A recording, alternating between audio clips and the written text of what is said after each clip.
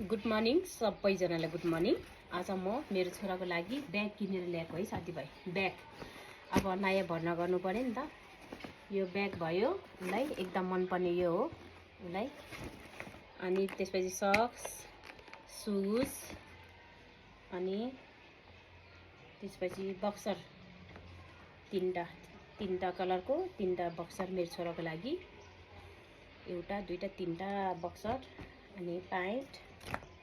नयाँ वर्ष पनि आइसक्यो, त्यसपछि उसको बर्थडे पनि आउन लागिसक्यो। अनि यो टी सर्ट चाहिँ राम्रो छ है। फेरि टी सर्ट चाहिँ शीतलवाला छ। बाबुले चाहिँ देखेको छैन मैले यसरी ल्याएको छ भनेर। बच्चा खुसी हुने पनि आमा खुसी हुने हो। एकदम बच्चाले खुसी हुनुपर्छ। कोही आमाहरू त बच्चाको माया लाग्दैन जस्तो गर्छ नि त। मलाई त धेरै माया लाग्छ। खाना लाउनलाई भन्दा पनि बच्चाको एकदम माया लाग्छ है। कोही त आफू मात्रै राम्रो हुनु, आफू मात्रै खाऊँ, आफूमा नै हिँडौँ जस्तो गर्छ नि त।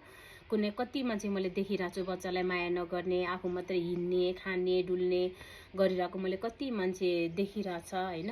तर म चाहिँ आफू पनि लाउने हो, बच्चालाई पनि लगाइदिने हो होइन। आफू जहाँ जान्छ त्यहीँ लान्छु बच्चालाई पनि।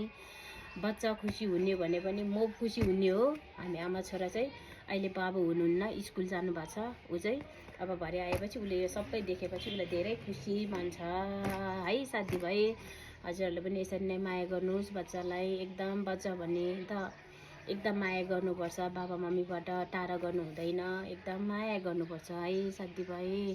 त्यही कुरो त सबैलाई थाहा छ। तर म त मेरै कुरा बोलेको है, म कसैको लागि बोलेको पनि होइन।